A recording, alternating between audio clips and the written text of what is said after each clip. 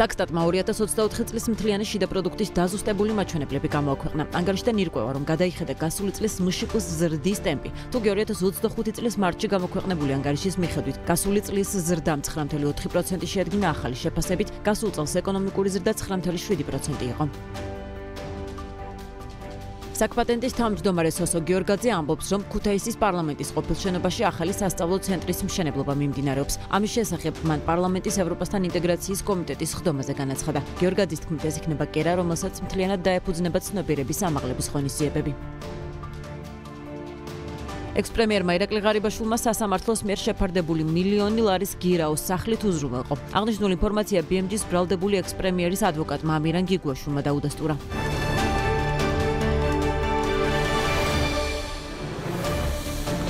საღამომშვიდობის BMG-ს გუნდის წევრებთან ერთად საქმიან საღამოს წარმოგიდგენთ, საიდანაც ყველაზე მნიშვნელოვან და აქტუალურ თემებზე გიყოფით. ჩვენი ამ გადაცემის ავტორები გიორგი თოლორდოვა და ბექა ბაციკაძე ვართ. დავიწყოთ.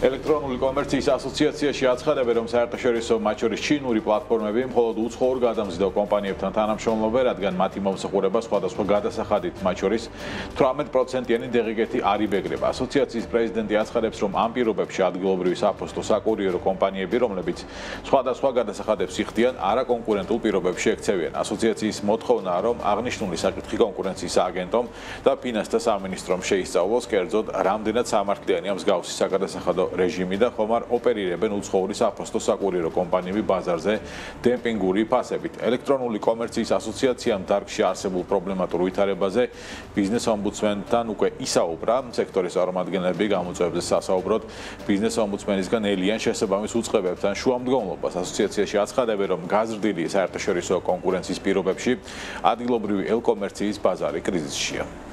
მიწოდების ბაზარზე გვაქვს საკმაოდ დიდი პრობლემები და ამ ნაწილში ჩვენ ვთხოვეთ ომბუდსმენს, რომ მიემართა მაგალითად ფინანსთა სამინისტროსთვის, რომელიც ან პირველ ეტაპზე კონკურენციის ეროვნული სააგენტოსთვის, იმისთვის რომ დადგინდეს არის თუ არა ბაზარზე დემპინგური ფასები მიწოდების ნაწილში და გამოიკვეთოს ის კომპანიები, რომლებიც სწორედ აი ამ ფას წარმოქმნას უზრუნველყოფენ და ფინანსთა სამინისტროს იმისთვის, რომ დადგინდეს რამდენად სამართლიანად ხდება DGG-ს არ გადახდა ესეთი საკურიერო საფოსტო კომპანიების მხრიდან, რომ დავაზუსტო ეს ყველაფერი.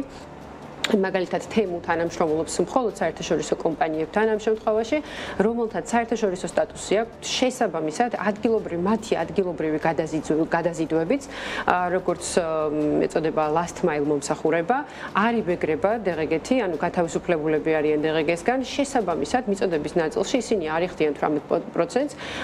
ბევრი კომპანია, ესეთი საერთაშორისო კომპანიები ასევე თანამშრომლებს ასაქმებენ არაშრომითი ხელშეკრულებით, არამედ მომსახურების ხელშეკრულებით და არ იხდიან საშემოსავლო გადასახადს ბიუჯეტში, რაც მნიშვნელოვან წილად უიაფებს მათ ასეთ მომსახურებას.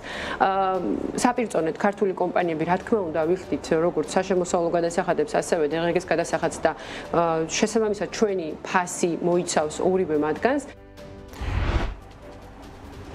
ერთჯერადი პლასმასის ჭურჭლის იმპორტი 2026 წლის 1 იანვრიდან აიგრძალება. მთავრობამ ეს დადგენილება უკვე მიიღო. კერძოდ, შესაბამის ტექნიკურ რეგლამენტში შესული ცვლილებით იკრძალება ამ ტიპის პროდუქტების წარმოება, იმპორტი და ბაზარზე განთავსება.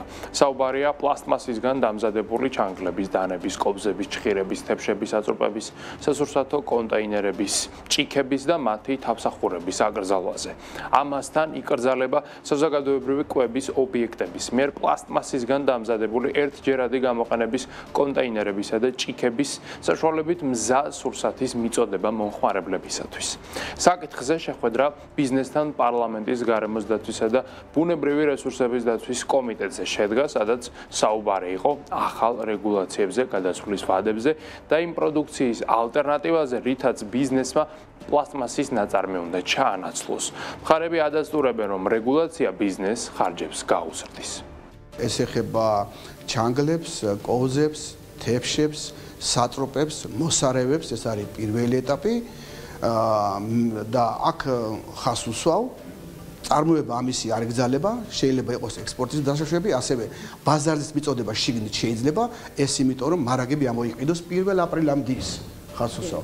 ეხლა მეორე ეტაპი აქვე ამ დადგენილებთ ეს ეხება კონტეინერებს და ეხება ასევე ჭიქებს, თავსახურებს, თავსახური გამონაკლისი რჩება, როგორც არის დარჩება. მეორე ნაწილში ეს ზუსტდება, მისი იმპორტი არ იგზალება, ბაზარზე განთავსება შესაძლებელია, მაგრამ არა საკუთარ მიმართებაში. რა თქმა უნდა, ეს გაძვირებას გამოიწვევს, მაგრამ ძალიან რთულია, ახლა აქედან ვილაპარაკოთ, ვიდრე ქვეყანაში არის თავისუფალი ფასწარმოქმედება, არის თავისუფალი კონკურენცია, მე მჯერა რომ ბევრი ოპერატორი გაშტება, ვინც ამ მიმართულებით იმუშავებს. კარგია რომ კომპრომისი შედგა ხორეკა სექტორისთვის, რომ ქაღალდის ჭიქებისთვის პლასმასის თავსახური გამონაკლისში მოხვდა, თუმცა ღიად რჩება, რაც შეუთანხმებელია საკითხი ცივი და პროდუქტებისთვის პლასმასის გამჭვირვალე ჭიქების გამოყენება. ეს ხორეკა სექტორისთვის იქნება ალბათ პრობლემა, გამომდინარე იქიდან, რომ ეს არის ბრენდირებული ჭიქები, რომელიც მათ გამჭვირვალე ჭიქები, რომელიც აუცილებელია კონკრეტული პროდუქტი დაინახოს მომხმარებელმა. ეს აკრძალვა, როგორ გითხრათ, ევროპის 26 ქვეყანაში არ არსებობს. გარემოს დაცვის და სოფლის მეურნეობის სამინისტრო ერთჯერადი პლასტიკის ჭურჭლის აგზავნასთან ერთად ბიზნეს პლასტიკის ბოთლის შეზღუდვაზეც ესაუბრა. უფრო კონკრეტულად სამინისტროს აქვს იდეა, რომ პირველ ეტაპზე რეგულაცია საბიუჯეტო ორგანიზაციებზე გავრცელდეს, შემდეგ კი შეზღუდვა ჰორეკა სექტორსაც შეეხოს. ბიზნესი კი ამბობს, რომ პლასტიკის ბოთლების მინით ჩანაცვლება პროდუქციას 100%-ით გააძვირებს. პეპსი ჯორჯიას იურიდიული მენეჯერი ამბობს, რომ ეგრეთ წოდებული პეტის ბოთლებით სასმელის რეალიზაცია დიდი რაოდენობით ხდება ჰორეკა სექტორში. ამისად, თუ ამ კუთხით შეზღუდვები ამოქმედდება პროდუქციის გაძვირებასთან ერთად, კომპანიას ახალი საწარმოო ხაზის მოწყობაც მოუწევს, რაც დიდ ინვესტიციასთან არის დაკავშირებული. ამ დროისათვის რეგულაციის ამოქმედების ვადები უცნობია. ჩვენი კომპანია საკმაოდ მნიშვნელოვან წილს მოიცავს ამ ბიზნესის და ამჯერად მოკლედ საკმაოდ დიდი დანახარჯებთან იქნება დაკავშირებული ასეთი რეგულაციის შემოღების შემთხვევაში ადაპტირება. საჭიროა ძალიან ფრთხილად ამ ყველაფრის დაგეგმა, ბიზნესი უნდა მოემზადოს, შესაბამისი კაპიტალური დანახარჯებიც უნდა მოამზადოს ინვესტიციების კუთხით ამ მიმართულებით და ასევე არ არის შუშის პროდუქციის ლოჯისტიკის თვალსაზრისით შუშის პროდუქციის მიწოდება მომხმარებლისთვის, ესაც უნდა იყოს გათვალისწინებული. 100%-ით გაიზრდება ღირებულება, ანუ პლასმასის ბოთლში წარმოებული პროდუქტთან შედარებით შუშის ბოთლში წარმოებული პროდუქტი ღირს ორჯერ უფრო ძვირი. რა თქმა უნდა, ეს გამოიწვევს პროდუქციის, ასე ვთქვათ, გაძვირებას. თბილისის მერის განცხადებით, Eagle Hills-ის პროექტს პოზიტივის და პლუსების მეტი არაფერი აქვს. ჟურნალისტების კითხვაზე ხედავს თუ არა პროექტთან დაკავშირებით კორუფციულ რისკებს, კახა კალაძე აღნიშნავს, რომ პროექტი კერძო ინვესტორის მიერ ხორციელდება და შესაბამისად, სწორედ ინვესტორის გადასაწყვეტია თუ რომელ კონტრაქტორს დაიქირავებს პროექტებისთვის და რომელ კომპანიასთან დადებს მშენებლობის ხელშეკრულებას. ამასთან კახა კალაძე აღნიშნავს, რომ პროექტი მწვანე არეალების შენარჩუნებაზე იქნება ფოკუსირებული. მისივე ინფორმაციით ეს იქნება კომბინირებული სივრცე, რომელიც გააერთიანებს პარკს, საცხოვრებელ არეალს, სასტუმროებს, ტბებს და ასე შემდეგ. 2024 წელს საქართველოში გარდაცვლილ საწარმოთა რიცხვი 29634-მდე გაიზარდა. საქსტატის ბიზნეს დემოგრაფიის 2024 წლის განახლებული მონაცემებით 2023 წელს ქვეყანაში 29405 საწარმო გარდაიცვალა, ხოლო 2024 წელს ასეთი საწარმოების რიცხვი 229-მდეა.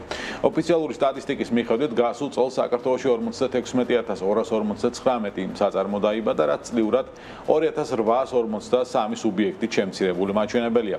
სტატისტიკის ეროვნული სამსახურის განმარტებით საწარმოს დაბადება ისეთ ბიზნეს დემოგრაფიულ მოვლენას ეწოდება, რომლის დროსაც ადგილი აქვს სრულად ახალი საწარმოო ფაქტორების თავმოყრას ან საწარმოს გააქტიურებას მას შემდეგ, რაც ეკონომიკური საქმიანობა 2 წელზე მეტი ხნით ჰქონდა შეჩერებული. საწარმოს გარდაცვალება კი ისეთი ბიზნეს დემოგრაფიული მოვლენაა, რომლის დროსაც ადგილი აქვს წარმოების ფაქტორების არსებული კომბინაციის დაშლას. გასულ წელს ყველაზე მეტი საწარმოო თბილისში, იმერეთში, აჭარაში, ქვემო ქართლსა და სამეგრელო ზემო სვანეთში გარდაიცვალა. ასეთი საწარმოების უმრავლესობის სამართლებრივი ფორმა კი შეპესე და ინდ მეწარმე იყო. საკპატენტის თავმჯდომარე სოსო გიორგაძე ამბობს, რომ ქუთაისის პარლამენტის ყოფილ შენობაში ახალი სასწავლო ცენტრის მშენებლობა მიმდინარეობს. მან ამის შესახებ პარლამენტის ევროპასთან ინტეგრაციის კომიტეტის ხდომაზე განაცხადა. ცნობისთვის ქუთაისის შენობა პარლამენტის სესიებს 2012-16 წლებში მას პინძლობდა, თუმცა 2016 წლის საპარლამენტო არჩევნების შემდეგ ის სრულად უფუნქციოდ დარჩა. კულტურული მემკვიდრეობის დაცვის ეროვნული სააგენტოს ხელმძღვანელი აცხადებს, რომ ყველა მნიშვნელოვან ძეგლზე ფრესკები მძიმე მდგომარეობაშია. თეაონიანის განცხადებით ჩატარებულმა სარეაბილიტაციო სამუშაოებმა აჩვენა, რომ მსგავსი ვითარება ისეთ ტაძრებში, როგორიცაა ყინწვისი, გელათი, ცაიში შემოქმედი. მისივე თქმით, ფრესკების მდგომარეობის შესაფასებლად იგეგმება უცხოურ ინსტიტუციებთან თანამშრომლობა, რათა ზუსტი დიაგნოზი მათ დასვა. ყველა საეტაპო ძეგლზე, როგორიც არის რა გითხრათ, ყინწვისი, გელათი, ცაიში შემოქმედი, ფაქტობრივად ფრესკები ცვივა.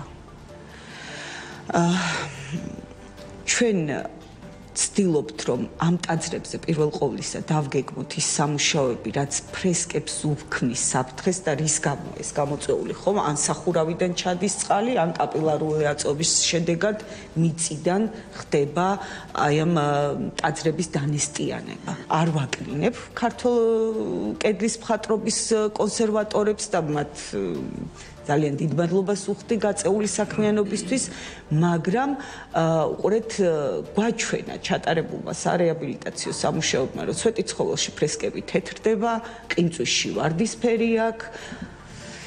ფაქტია, რომ რაღაც ისე ვერ გაკეთდა, როგორც უნდა გაკეთებულიყო. და ვგეგმავთ აი ასეთი ტიპის ინსტიტუციებთან თანამშრომლობის დაწყებას, რომ მათ გამოგვიგზავნონ, მოავლინონ სპეციალისტები, რომლებიც პირველ ყოვლისა აიღებენ სინჯებს, ლაბორატორიულ ანალიზებს, გამოიკვლევენ, დასვამენ ზუსტ დიაგნოზს, ანუ რა ჭირს, რის გამო ხდება, რის გამოა დაზიანებული ესა თუ ის ფრესკა და შემდგომში უკვე მოგცემენ რეცეპტს, თუ როგორ უნდა ვუმკურნალოთ.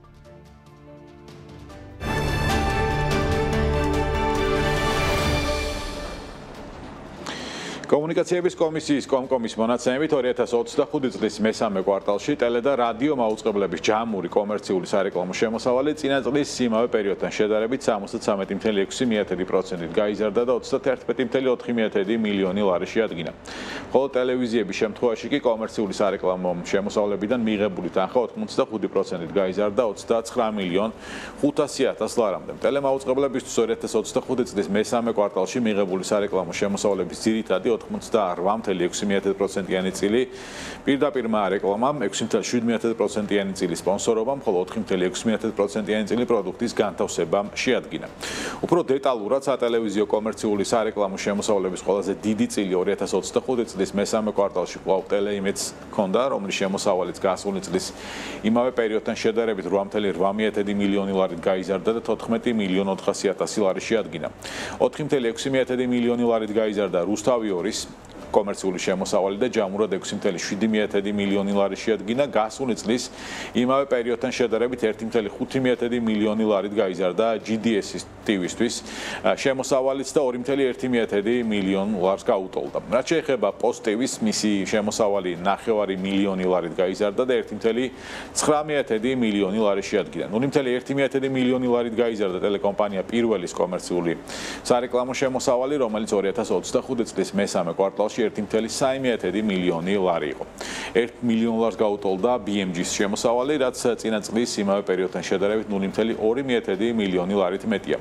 უცვლელი დარჩა ტელეკომპანია ფორმულას კომერციული შემოსავალი, რომელმაც 0.8 მილიონი ლარი შეადგინა. რაც შეეხება პალიტრა ნიუს, მისი შემოსავალი ორჯერ გაიზარდა და 0.2 მილიონი ლარი შეადგინა. 0.3 მილიონი ლარი შემცირდა საზოგადოებრივი მაუწყებლის შემოსავალი, რომელიც მიმდინარე წლის მესამე კვარტალში 200.000 ლარს გაუტოლდა. სიგნეტის შემთხვევაში კი კომერციული შემოსავალი უცვლელია და კვლავ 200.000 ლარი იყო.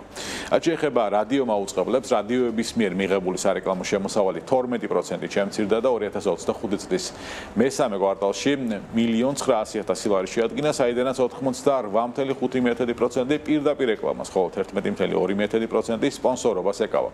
კომერციული სარეკლამო შემოსავალი კომერციულ რეკლამას, სპონსორობას, პროდუქტის განთავსებას, ტელეშოპინგსა და კომერციულ განცხადებებს მოიცავს.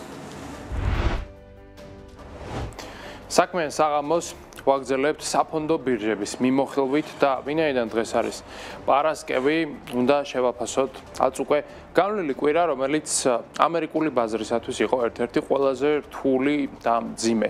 ბოლო 2 კვირა უკვე ლამის ამერიკული საფონდო ბირჟა დაღმასვლისკენ არის მიმართული, ამ ყველაფრის ფონზე NASDAQ-თან უკვე გვაქვს დაახლოებით 5%-იანი კორექცია, S&P 500-თან მიმართებით კი კორექციის მაჩვენებელი არის 3.5%-ის ფარგლებში. დღევანდელი სავაჭრო სესიაც კი რამდენიმე საათის წინ, როდესაც გაიხსნა, ძალიან მკვეთრი ვარდნით დაიწყო, -2% ჰქონდა მაშინ NASDAQ-თან მიმართებით, თუმცა ამ ეტაპისთვის ვითარება არის გამოსწორებული, თუმცა სანამ დღევანდელ სესიაზე ვისაუბრებდეთ, აქვე ორიოდე სიტყვა უნდა ვთქვათ ზოგადად საფონდო ბირჟის დაღმასვლის მიზეზებზე. პირველი მიზეზი ეს არის ისევ და ისევ პრეზიდენტი დონალდ ტრამპი, მისი გაურკვეველი მიდგომა გეოპოლიტიკასთან, საგარეო ვაჭრობასთან და ტარიფებთან დაკავშირებით. ყველა ის ტარიფი, რომელიც თავის დროზე ტრამპმა დაანონსა, დღეს უკვე ან გადადებულია, ან სრულად გაუქმებულია. ამას ისიც ემატება, რომ ფედერალურ რეზერვთან მიმართებით მისი მიდგომა არის ძალიან ხისტი, ეს კი ინვესტორებს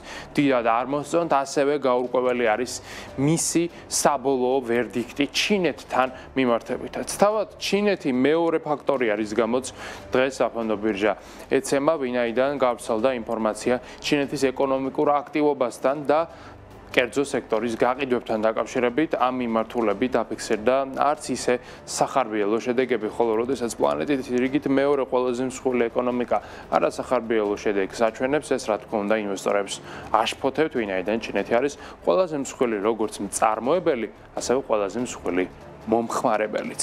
ამ ყველაფერს ემატება კიდევ ერთი მნიშვნელოვანი ფაქტორი, ეს არის AI ბუმი და ამ ბუმთან დაკავშირებული მოლოდინი ფიქრი თუ აზრი იმისა, რომ ეს ბუმი შეიძლება იყოს უბრალოდ სპეკულაციური, ანუ საქმე გქონდეს მარტივად რომ ვთქვათ ბუშტთან. გვაქვს თუ არა ბუშტთან საქმე, ეს რა თქმა უნდა ჩვენ არ ვიცით და რომ ვიცოდეთ, ძალიან დიდრებით ვიქნებოდით ამ შეკითხვაზე გაცემული სწორად პასუხით, მაგრამ ხედავთ რომ ბაზარი ამ კითხვას ძალიან სერიოზულად იღებს, ემოციურად იღებს, გვაქვს ვოლატილობა, ხან გვაქვს ეიფორიული მანია, ხან კი გვაქვს ძალიან მკვეთრი დაღმასვლა. დღეისათვის კი ამ ეტაპზე შედარებით დასტაბილურებული არის ვითარება, თუმცა როგორც თქვი, კვირა მაინც ძალიან ნეგატიურად მიმდინარეობს, ხოლო დღევანდელი შედეგები არის ასეთი S&P 500-თან გვაქვს +0.21%, NASDAQ-თან გვაქვს +0.5%, Dow Jones-თან -0.5%.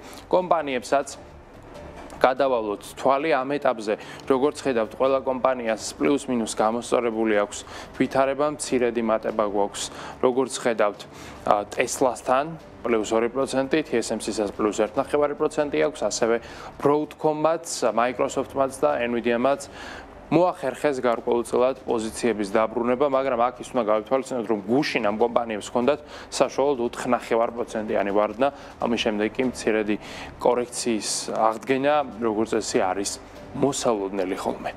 აქვე ევროპასა და აზიაზე უნდა ვისაუბროთ. ევროპაშიც ინვესტორების განწყობა არის საკმაოდ ნეგატიური, როგორც ხედავთ, 600 მომსხვილეს კომპანიის საერთო კაპიტალიზაცია ამ ეტაპზე არის შემცირებული 1%-ით. შანხაის ინდექსი იმ არასახარბიელო შედეგების ფონზე ასევე 1% დაეცა, ნიკეისთან კი ვარდნა არის ლამის 2%, მოკლედ ტრამპის ვიზიტის შემდეგ იაპონურ საფონდო ბირჟას ფაქტობრივად ზრდა არ უნახავს. აქვე ნავთობზეც ვისაუბროთ, მატება გვაქვს, ის არის გაძვირებული საშუალოდ 2.5%-ით და როგორც ხედავთ, ბრენტის ფასი $68.5-ია, WTI კი $60 ვაჭრება. ბუნებრივი არის 1.5%-ით გაძვირდა, მეგავატის საათი ენერგიის ფასი 31 ევროს უახლოვდება. ოქროს ღირებულება პირიქით შემცირებული არის 1.5%-ით და უნცია მეტალის ფასი $400 შეადგენს, თუმცა მიუხედავად ამ ყველაფრისა, გრძელვადაში ოქროს მაინც ძალიან კარგი შედეგი აქვს და ეს შედეგი არის პლუს 60% ვერცხლთან კი პლუს 70. კრიპტოინდუსტრიას რაც შეეხება, აქ გვაქვს კლება, თანაძალიან მკვეთრი -4% ლამის დღის განმავლობაში, ბაზრის საერთო შეფასება ამჟამად არის $3.350 მილიარდი.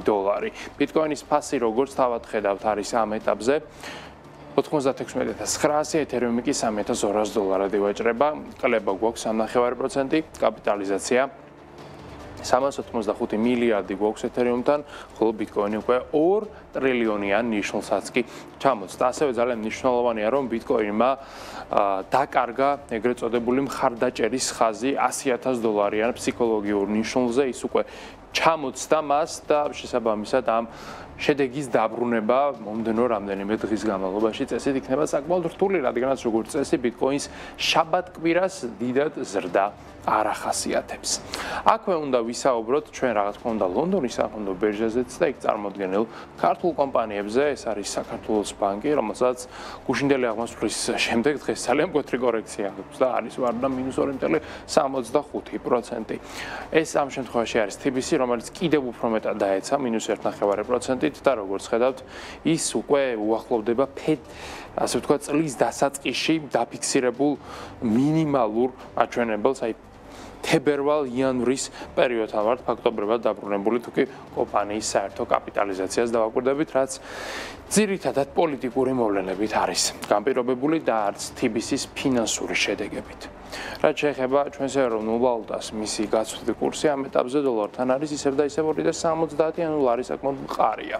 ევროსთან კურსი არის 3.14, ხოლო სტერლინგთან კურსი არის 3.56 და ბოლოს აქვე უნდა ვისაუბროთ ფორსაითის ლარის ფონდზე, რომელიც საშუალებას გაძლევთ თანხა განათავსოთ ფონდში, ამით მიიღოთ ფინანსური სარგებელი და რაც თავარია, გრძელვადიანად შექმნათ დოვლათი.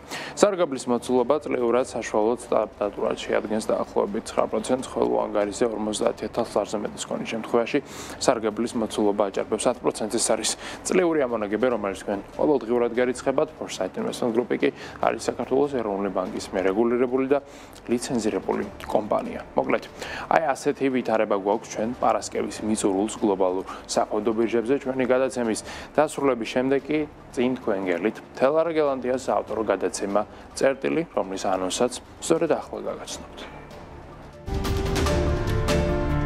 კადრების დეფიციტის შემსუბუქებისთვის ერთ-ერთი მიმართულებაა სოციალურად დაუცველის სტატუსის სწორი იდენტიფიკაციით მინიჭება, აცხადებს ჰოტელიერი მაია მურაჩაშვილი. რატომ მიიჩნევს კერძო სექტორის წარმომადგენელი, რომ სამუშაო ძალის დეფიციტის გაღრმავებაში გარკვეულ როლს სახელმწიფოს სოციალური პოლიტიკაც თამაშობს, რა ბარიერებს აწყდებიან დამსაქმებლები ყოველდღიურად და როგორ ხედავს ბიზნესი გამოწვევაზე სისტემური პასუხის გზას.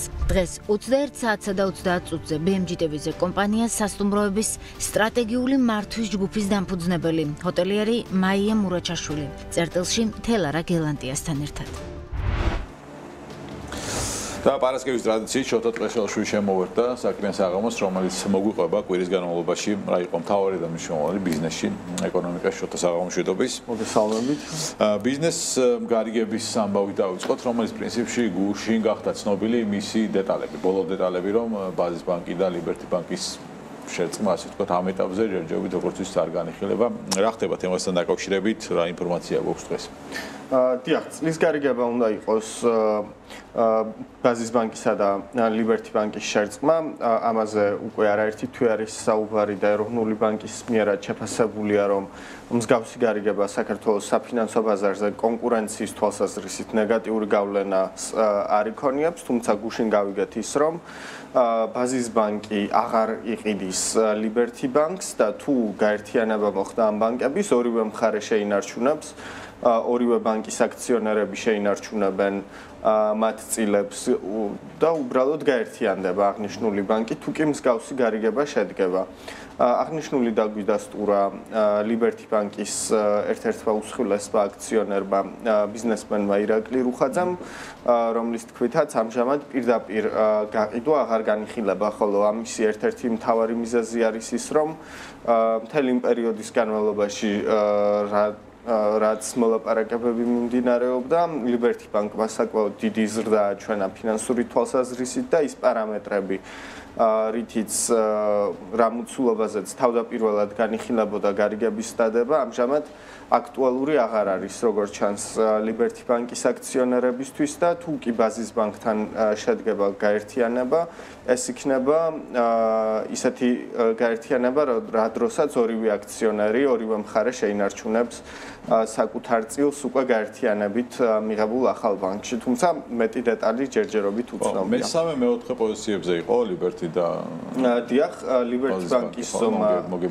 დაახლოებით არის 5 მილიარდ 800 მილიონი ლარი, ხოლო ბაზის ბანკის ზომა არის 4.5 მილიარდი ლარი. რომელიც თავადაც თვითონ შერწყმის გზით არის გაზრდილი რეალურად ბოლო პერიოდში. დიახ. და თუ კი ეს ორი ბანკი მართლაც გაერთიანდა, ახალი მესამე ბანკის ჯამური მოცულობა იქნება 10 მილიარდ ლარზე მეტი. და საპროცენტო წილიც 10%-ამდე გაიზრდება მთლიანი საბანკო სექტორი. აქვე კიდევ ერთი საკითხი, რომელზედაც მთელი კვირა მიმდინარეობდა მსჯელობა და ალბათ ბევრი მაყურებლისა თუ BMG-ის მკითხველის ყურადღებაც მიიქცია, უკავშირდება საბანკო ბარათებს. ბარათებით გადახდის საკომისიოს კანონპროექტი, რომელიც აჩენს ბევრ კითხვის ნიშანს, რას მოიცავს, რა იგულისხმება იქ და რა ტიპის ცვლილებებზე არის ამ ეტაპზე საუბარი. დიახ, საუბარი არის საბანკო ბარათით გადახდის საკომისიოზე, რასაც თავად პოსტერმინალი აჭრის მომხმარებელს და ეს მერჩანტს ამ შემთხვევაში. და ეს თანხა უშუალოდ აკლდება ბიზნესს, ანუ ყოველი 1 ლარიდან დაახლოებით 1.5-2%-ის ფარგლებში არის ეს საკომისიო. პარლამენტში იყო დარეგისტრირებული კანონპროექტის ის ვერსია, რომლითაც ამ საკომისიოს მოცულობა იყო განსაზღვრული 0.5%-ამდე, ეს ნიშნავს, რომ მნიშვნელოვნად შეუმცირდებოდათ ბანკებს საკომისიო შემოსავლები ამ მიმართულებით, თუმცა შეიცვალა კანონპროექტის შინაარსი და ამოვიდა ეს ჩანაწერი ზუსტად აღარ არის კანონპროექტში და ის შეიცვალა ახალი ჩანაწერით, რაც არის ჭკვიან მარშრუტიზაციასთან დაკავშირებული.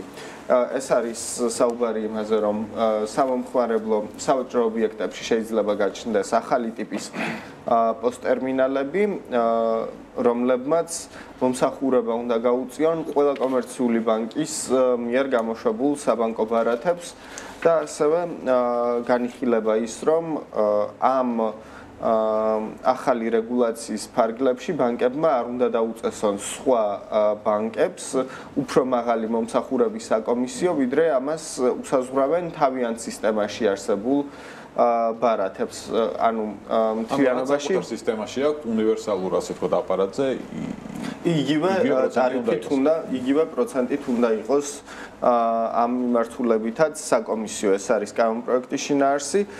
ეს საკმაოდ ახალი ეს საკმაოდ სიახლე იყო ბანკებისთვის და ჯერჯერობით ამ მიმართულებით მათი პოზიციები ჯერ არ გვინახავს. ეს ცვლილება შევა ძალაში გულისხმობს თუ არა იმას, რომ მერჩანტებს მათ შორის მოუწევთ ახალი ტიპის პოსტერმინალების შეძენა და მათი გამართვა ტექნიკურად.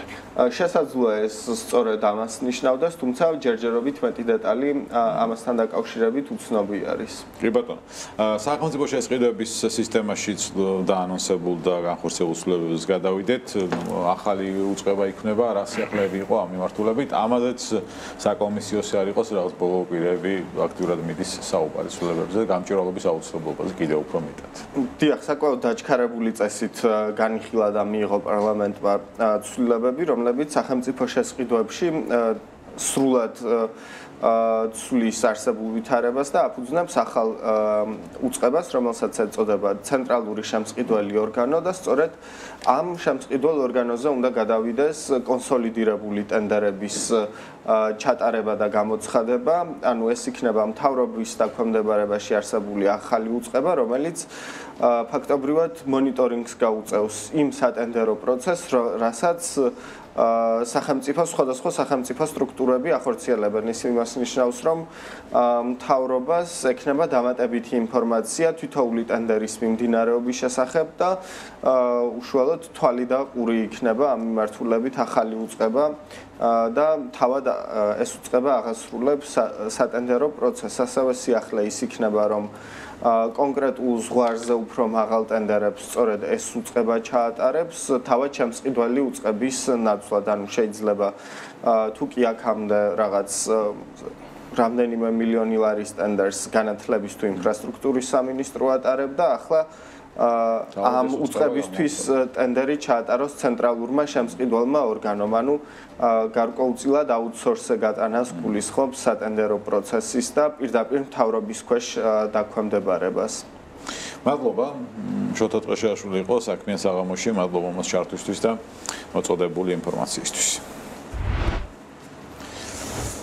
ქართული ამბები პრინციპში მიმოვიხილეთ და უნდა გადავიდეთ რა მოხდა მსოფლიოში თემაზე გავაცნოთ მაყურებელს რა თქმა უნდა საკითხები რომელიც აქტუალურია და ერთ-ერთი პირველი და მნიშვნელოვანი არის თემა რომელიც უკავშირდება დონალდ ტრამპს და ფორუმს რომელიც უნდა გაიმართოს შვეიცარიაში დავოსის ფორუმი 2026 წელს და ბოლო ინფორმაცია რაც გავრცელდა დავოსის ფორუმზე დონალდ ტრამპი იქნება წარმოდგენილი შვეიცარიას იანვრის თვეში ოფიციალურ დელეგაციასთან ერთად ეწევა მსოფლიოს ერთ-ერთ უმნიშვნელოვანეს ეკონომიკურ ფორუმზე ასევე საუბარია რომ ტრამპი დავოსში ჩავა მის ეკონომიკურ თან ერთად სრული შემადგენლობით. ანალიტიკოსების შეფასებები ცხადია მოყვა ამ გადაწყვეტილებას დონალდ ტრამპისა და ამ შეთანხმებას პრინციპში შეგვიძლია დავარქვათ და უდიდესი ნაბიჯია ალბათ ეს შვეიცარიის ხელისუფლებისთვის მით უმეტეს რომ ბოლო პერიოდში საკმაოდ დაძაბული იყო ამერიკის შეერთებულ შტატებთან ურთიერთობა ჩვენ ვიცით 39%-იანი ტარიფები რომელიც არის ყველაზე მაღალი განვითარებულ ქვეყნებში ყველაზე მაღალი იყვნენ შვეიცარიის მთავრობის წარმომადგენლები ამერიკის შეერთებულ შტატებში ჩასულებით თუმცა მაშინ ხელმძღვანელები დაბრუნდნენ პირიქით 39%-იანი ტარიფები. თუმცა ბოლო 2 კვირის განმავლობაში გარკვეულწილად ურთიერთობები ნორმალიზებისკენ წავიდა, საუბარია რომ დაახლოებით 15%-მდე იქნება შემცირებული ტარიფები, რომელიც დღეს 39%-ზეა და ასევე მნიშვნელოვანი გადაწყვეტილებაა, რომ დონალდ ტრამპი ჩავა დავოსში და ესწრება ამ უმნიშვნელოვანეს ფორუმს, რომელიც იანვარში გაიმართება. 19-23 იანვარია თარიღები 2026 წლის, როდესაც დავოსის ეკონომიკური ფორუმი შედგება. საინტერესო იქნება ჩვენც რა თქმა უნდა ფორუმს დეტალებს აქტიურად გავაშუქებთ BMG-ის პლატფორმაზე. ხო, სავარაუდოდ ტრამპი ისაუბრებს თავისი სატარიფო პოლიტიკის ეფექტიანობაზე და იქ წარმოდგენილ ნობელის ლაურეატ ეკონომისტებს აუხსნის თუ როგორ უნდა აწარმოონ გეოპოლიტიკურ დონეზე ეკონომიკა და როგორ მუშაობს ტარიფების პოლიტიკა. ხო, ტარიფებზე სწორად აღნიშნე შვეიცარიისთვის 15%-მდე ნამდვილად შემცირდება ტარიფები, ის 39%-იანი რეჟიმი, რომელიც აქამდე მოქმედებდა იქნება გაუქმებული და ეს პრინციპში არის განპირობებული არა დიდად სახელმწიფო ძალისხმევით და მთავრობის ჩართულობით, არამედ ძალიან დიდი ბიზნეს კორპორაციების აქტიური ლობიზმით. ჩვენ ვიცით, რომ შვეიცარია არის მექანიკური საათების სამშობლო და ამ მექანიკური საათების მწარმოებელ კომპანიებს ძალიან გაუჭირდათ გასული 2 თვის განმავლობაში მათი გაყიდვები ფაქტობრივად განახევდა ამერიკის ბაზარზე. ამერიკა კი ყველაზე მნიშვნელოვანი ბაზარია ამ ინდუსტრიისათვის და ამ კომპანიებმა მიმართეს ყველაზე მარტივ და პრაგმატულ გზას. ადგენენ, ჩავიდნენ ვაშინგტონში, შეხვდნენ ტრამპის გუნდს, თავად ტრამპს, მასთან მოილაპარაკეს, ლობირებაში შესაბამისი მოსაკრებელი გადაიხადეს, ალბათ პირობებიც მისცენ, რომ ამერიკაში ჩადებენ დიდ ინვესტიციას და სანაცვლოდ მიიღეს ტარიფების შემცირება. ამერიკასთან ძალიან მარტივია მოლაპარაკება, როდესაც მის სათავეში არის დონალდ ტრამპი, რომელსაც შეუძლია ნებისმიერ საკითხზე დადოს გარიგება, ბიზნეს გარიგება, რაც უფრო დიდი იქნება გარიგება, მით უკეთესი. კი ბატონო, კიდევ ერთი გარიგება და შეთანხმება, რომელზეც უნდა ვისაუბროთ, ამერიკის შეერთებული შტატები და არგენტინა, ამ შემთხვევაში ახალი სავაჭრო შეთანხმება და ეს ჩარჩოს დოკუმენტი უკვე გამზადებულია პრინციპში. ჩარჩოს დოკუმენტის თანახმად კი ოფიციალური ბუენოს-აირესი ამერიკული პროდუქტების დიდი ნაწილისთვის ბაზარს სრულად გახსნის, პროდუქტების ჩამონათვალს რაც შეეხება ეს იქნება მედიკამენტები, ქიმიკატები, დანადგარი სიგარები, IT პროდუქტები, სოფლის მეურნეობის ნაწარმი, მათ შორის ღორის და საქონლის ხორცი. სანაცვლოდ, რა თქმა უნდა, არგენტინას მიიღებს რაღაცას და ეს რაღაც არის ბუნებრივი რესურსებისთვის ტარიფების და საიმპორტო გადასახადების გაუქმება და ასევე დაუპატენტებელ ფარმაცევტულ პროდუქტებზე გაუქმებს ამერიკის შეერთებული შტატები ტარიფს, რაც ასე მნიშვნელოვანია არგენტინისთვის. ჩარჩო დოკუმენტზე შეთანხმებას როგორც ცეცხლსახში, ისე ოფიციალურ ბუენოს-აირესში, რა თქმა უნდა, შეხვდნენ დადებითად და გამოხმაურებები იყო დადებითი. მხარეები აცხადებენ, რომ ახალი შეთანხმება ორ ქვეყანას შორის თანამშრომლობის გაღრმავებას უზრუნველყოფს, ამასთან ხელშეუწყობს ინვესტიციების მოზიდვასაც. გარიგების დაანონსების ფონზე არგენტინის ხელისუფლებამ დადო პირობა, რომ საწარმოო სტანდარტებს ამერიკას დაუახლოვებს, თორემ ის გარეშე რთული იქნება ამერიკის შეერთებული შტატების ბაზარზე შეცვლა არგენტინული კომპანიებისთვის, მათ შორის უზრუნველყოფს უსაფრთხოების თანამედროვე რეგულაციების შემოღებას და აკრძალავს ისეთი პროდუქტებით ვაჭრობას, რომელთა წარმოების პროცესში დასაქმებულთა უფლებები კრიტიკულად ირღვევა და ეს პრობლემები არგენტინაში დღესაც არსებობს რეალურად და როგორც ჩანს მთავრობა მზად არის რომ ამ პრობლემებს ებრძოლოს იმ შემთხვევაში თუ ამერიკის შეერთებულ შტატებში და ამ შტატებში შტატების ბაზარზე წვდომას მიიღებს. ხო, ამერიკის მთავრობა აპირებს კიდევ ერთი ძალიან დიდი პრობლემის მოგვარებას, ეს უკავშირდება ნარკოდანაშაულს და ნარკოდანაშაულის მოგვარება ლოკალურად არის შეუძლებელი, ვინაიდან მიწოდების ჯაჭვი თუ არ ჩაწყდა გარკვეულწილად ნარკოტიკების მიწოდება ყოველთვის იქნება უსასრულო მიუხედავად იმისა თუ რაოდენ ორიგინალურ შეზღუდვებს მოიფიქრებენ კანონმდებლები. ამიტომაც ამერიკამ მიმართა უფრო თავისებურ ხელწერას და წამოიწყო სამხედრო ოპერაცია ნარკოტერორიზმის წინააღმდეგ. ამ ოპერაციას ჰქვია სამხრეთის შუბი და ის არის მიმართული სამხრეთ ნახევარსფეროზე. მთლიანად ზოგადად დედამიწის ამ ნაწილზე და სამიზნეში აღმოჩნდებიან ყველანი, ვინც ჩართულნი არიან ნარკობიზნესში. აქ საუბარი არის როგორც მწარმოებლებზე, ასევე გადამზიდავებზე, დილერებზე, იმ ადამიანებზე და კომპანიებზე და ქსელებზე, რომლებიც ხელს აფარებენ ამ სისტემას და მოკლედ მთელი მსოფლიოს ნარკოსამყარო შეგვიძლია ვთქვათ, რომ ესე ერთ დღეში აღმოჩნდა გლობალური ომის წინააღმდეგ. ამ ომის სათავეში კი არის ამერიკის ომის დეპარტამენტი, მას თავდაცვის დეპარტამენტი აღარ ჰქვია, ომის დეპარტამენტი დაერქვა და პიტ ჰექსეტი დებს პირობას, რომ ის საბოლოო ჯამში დაასრულებს ამ ინდუსტრიას და დააჩოქებს ყველა ნარკობარონს, რომლებიც აწუხებენ ამერიკის ბაზარს, მილიონობით მოქალაქის სიცოცხლის უქმნიან საფრთხეს. შესაბამისად, ეს იქნება ერთ-ერთი ყველაზე მასშტაბური ოპერაცია, რომელიც ამერიკას ოდესმე განუხორციელებია.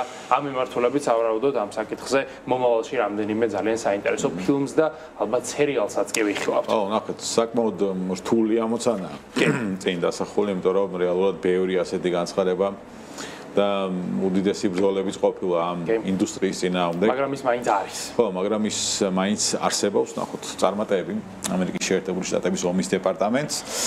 ნორვეგიის სუვერენული ფონდი კი, რომელიც მსოფლიოს ყველა მსხვილ სახელმწიფო ფონდს წარმოადგენს, პოლიტიკის შეცვლას გეგმავს, კონკრეტულად ეთიკური მოქმედების ჩარჩოების შეცვლა განიხილება ნორვეგიის სუვერენული ფონდისათვის. ამჟამინდელი მდგომარეობით ფონდს არ შეუძლია თავდაცვის სექტორში მოღვაწე კომპანიების აქციების ყიდვა, კონკრეტულად საუბარია მსოფლიოს 14 ყველაზე მსხვილ თავდაცვის სფეროს წარმომადგენელზე, მათ შორის Lockheed Martin და Boeing-ზე. მაგალითად, ამ აქციების შეძენა არ შეუძლია. აღნიშნული შეზღუდვა ნორვეგიის პარლამენტმა 2004 წელს დააწესა, რადგან მათთვის ბირთვული იარაღის წარმოებაში მონაწილე კომპანიებში ინვესტიცია ეთიკურად მიუღებელი აღმოჩნდა, თუმცა დღეს გეოპოლიტიკური ვითარება არის შეცვლილი, შესაბამისად, ნორვეგიის სუვერენული ფონდი ფიქრობს, რომ ამ მიმართულებით ინვესტიციები არის გასაძლიერებელი და ეს შეზღუდვები უნდა მოიხსნას. ცნობისთვის, ნორვეგიის სუვერენული ფონდი მსოფლიოში ყველაზე დიდი სახელმწიფო ფონდია, მისი კაპიტალიზაცია $2 ტრილიონ აღწევს. იპოთეკური სესხი ნახევარი საუკუნით. დიახ, არ მოგესმათ, ეს ინიციატივა გააჟღერა დონალდ ტრამპმა, რომელიც იდეის სისრულეში მოყვანისთვის ემზადება და სურს სახლების შეძენა ადამიანებისთვის მეტად ხელმისაწვდომი გახადოს. თუმცა, მისი იდეას აქვს ძალიან ბევრი თუმცა. რატომ უყურებენ ტრამპის ინიციატივას კრიტიკულად, როგორც მოქალაქეები, ისე ბანკები და რეალურად აქვს თუ არა ამ საკითხს პერსპექტივა. მოკლედ, ტრამპის ახალ ინიციატივას დეტალურად ახლა ჩვენი ჟურნალისტი ერეკლე ფოლადიშვილი გაგოცნობს. ერეკლე, საღამომშვიდობის. ფექა, საღამომშვიდობის. იპოთეკური სესხი 50 წლით, ნახევარი საუკუნით. ეს არის ისტორიული განცხადება დონალდ ტრამპის მხრიდან, ისტორიული ინიციატივა, თუმცა ძალიან უცნაური ინიციატივა, რომელსაც ეკონომისტები საკმაოდ ეჭვის თვალით უყურებენ, იმიტომ რომ ეს არის არაფრის შემცვლელი რეალურად იმ ვითარების გათვალისწინებით, რაც დგას ქვეყანაში და ახლა უნდა ვნახოთ რა ვითარება რეალურად ამ ბაზარზე. და რატომ არის რეალურად ტრამპის ინიციატივა მეტნაკლებად არაეფექტური. როგორც ეკრანზე დაინახავთ სულ ცოტა ხანში, რეალურად ყოველდღიურად ამერიკის ტერიტორიაზე ფასები ბინების არის 410,000-ის ფარგლებში საშუალოდ ეს არის საშუალო ფასი, თუმცა პრობლემა არის ის, რომ ამ ფასის სახლის შეძენა არ შეუძლიათ რიგით ამერიკელებს საკმაოდ დიდ რაოდენობას ადამიანებისას, არა მარტო იმიტომ, რომ ეს არის საკმაოდ ძვირადღირებული სიამოვნება, მარტივად რომ ვთქვათ, არამედ იმიტომაც, რომ საკმაოდ დიდია საპროცენტო განაკვეთი და საკმაოდ რთულია ყოველთვიურად ამის გადახდა, იმის გათვალისწინებით, რა სხვა ვალდებულებების და რა სხვა გადასახადებიც აქვს ადამიანებს, ამიტომ დეფიციტი არის 7,300,000 და როგორც აღნიშნე, თითქმის 6,9% არის საპროცენტო განაკვეთი. ახლა აქ რა უნდა ვახსენოთ და რა არის მნიშვნელოვანი? გასული წლების განმავლობაში ყველაზე სტანდარტული მოდელი იყო 30 წლით შეძენა 30 წლიანი სესხის აღება, რომელიც უზრუნველყოფდა იმას, რომ ადამიანები წლების განმავლობაში მოახერხებდნენ გადახდას და თან მიიღებდნენ, ასე რომ ვთქვათ, საბოლოოდ დაიტოვებდნენ სახლს. თუმცა პრობლემა არის ის, რომ ესეც დროთა განმავლობაში გართულდა. სახლების ფასები გაიზარდა და შესაბამისად დადგა საჭიროება, რომ რაღაც ქმედითი ნაბიჯი გადადგმულიყო და ტრამპის ინიციატივა, როგორც ეკრანზე ხედავთ, არის იპოთეკური სესხების ვადის 50 წლით გაზრდა, 50 წლამდე უпроსორად, რა სარგებელს მოუტანს ნებისმიერ ამერიკელს, ეს არის მთავარი კითხვა, რაც ჩდება, ეს არის შემცირებული ყოველთვიური გადასახადი. თუ გავითვალისწინებთ იმას, რომ საშუალო სტანდარტულად და ეკრანზეც აუცილებლად უნდა გამოჩნდეს მაგალითი, რომელიც დაგვეხმარება იმის აღქმაში, რა განსხვავებაა ამ ორ მოცემულობას შორის 30 წლიან სესხსა და 50 წლიან სესხს შორის რა რეალური განსხვავებაა და რატომ არის ეს პრობლემური, ამას პირველი მაგალითით ვნახავთ, რომელიც გვაჩვენებს რას. თუ საშუალო სტანდარტულად ავიღებთ მაგალითს, რომ 400,000-იანი სახლის აღება გსურს, აქედან ნებისმიერ ბანკს ამერიკის შეერთებულ შტატებში აქვს წესი, რომ იმისთვის რომ დაიზღვიოს საკუთარი თავი, წინსრებით 20% უკვე უნდა გადაიხადო. ანუ 80,000 დოლარი წინსრებით უნდა ჩამოეჭრას რეალურად, რაც ნიშნავს იმას, რომ ბანკი გასცემს 320,000 დოლარის სესხს. აქედან თვიური გადასახადი 30 წელზე, როგორც ეკრანზე ხედავთ, არის 2022, ფაქტობრივად 2,000 დოლარი. აი, რაც შეეხება საბოლოო შედეგს 30 წლის შემდეგ, ბანკის პროცენტი აქედან გამოდის, ანუ ბანკი რასაც ხეირობს, ფაქტობრივად 30 წლის შემდეგ არის 408,000-ზე მეტი, ხოლო რეალურად ამ სახლის ყიდვა გამოსდის მომხმარებელს 728,000 დოლარი, რაც ნამდვილად არ არის კარგი შედეგი და არ არის სასიამოვნო რიგითი მომხმარებლისთვის, თუმცა ბანკს ცხადია თავისი ინტერესი აქვს. აი, პრობლემა არის ის, რომ ის მეორე ინიციატივა, რომელიც დონალდ ტრამპმა გააჟღერა და რომელიც მას სჯერა, რომ ვითარებას შეცვლის, რეალურად უფრო ართულებს ვითარებას. ვნახოთ მაგალითი ნომერი 2, რომელიც 50 წელზე არის გათვლილი, ავიღოთ ისევ დაუბრუნდეთ წინა ეკრანს და ავიღოთ ისევ იგივე მაგალითი, რომლის მიხედვითაც 400,000 ჯდება და ეკრანზე ხედავთ ამას, 400,000 არის ღირებულება იმ სახლის, რომლის შეძენაც გსურს წინსრებით, ასევე 80,000-ის გადახდა მოგვიწევს და თვიური გადასახადი. აქ არის მთავარი ცვლილება, თვიური გადასახადი მცირდება 200 დოლარით. ეს არის ის უპირატესობა, რასაც დონალდ ტრამპი მიიჩნევს რეალურ უპირატესობად და რატომაც უნდა უღირდეს ადამიანს 50 წლით იპოთეკური სესხის აღება. თუმცა, აი, რეალური პრობლემა და ძაღლის თავი მარხია იმ პროცენტში და იმ ჯამში, რისი გაღებაც, რასაც მიიღებს ბანკი და რისი გაღებაც მოუწევს რიგით ამერიკელს. შეხედეთ, ბანკის პროცენტი დაახლოებით 400.000 იყო როგორც ნახეთ წინა მაგალითზე, იზრდება ფაქტობრივად 354.000-ით და ხდება 762.000, რაც შეეხება საერთო ჯამს, წარმოიდგინეთ 320.000-იან კრედიტს ვიღებთ და საერთო გადასახდელი, რაც უნდა გადაუხადოთ 50 წლის თავზე ბანკს, არის 1,82,000. ეს არის კოლოსალური თანხა, რომელიც რომ ნახოთ მაგალითი რა რეალურ განსხვავებას ვიღებთ,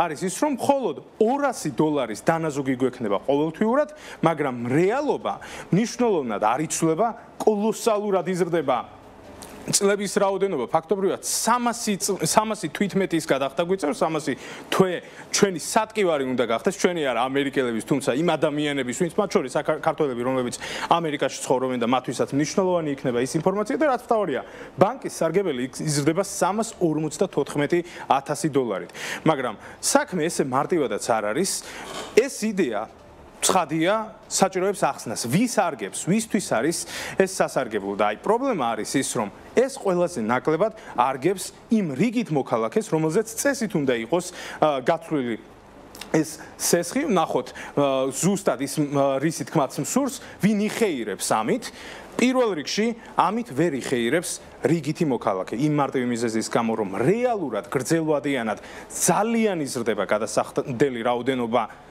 თუ შორეულ პერსპექტივაში შევხედავთ, ასევე ვერ ხეირობს იმ თვალსაზრისით, რომ კი შეიძლება ამან შეამციროს გარკვეულწილად გადასახადი ყოველთვიურად, მაგრამ სერიოზულად გაიზრდება თანხები ბინებზე, ანუ მე თუ შემიძლია უფრო ნაკლებად შევიძინო ბინა, ცხადია, სხვა ადამიანიც მოდის, რომელსაც იგივე ინტერესი აქვს. შესაბამისად, როგორც არ უნდა ეცადოს როგორც არ უნდა ეცადოს დონალდ ტრამპმა, რომ ბაზარი დაარეგულიროს, ამ ხრივ ვითარებას ვერანაირად ვერ შეცვლის, ვინ ვერ იხეირებს ასევე ვერ იხეირებს თქვენ წარმოიდგინეთ ბანკი.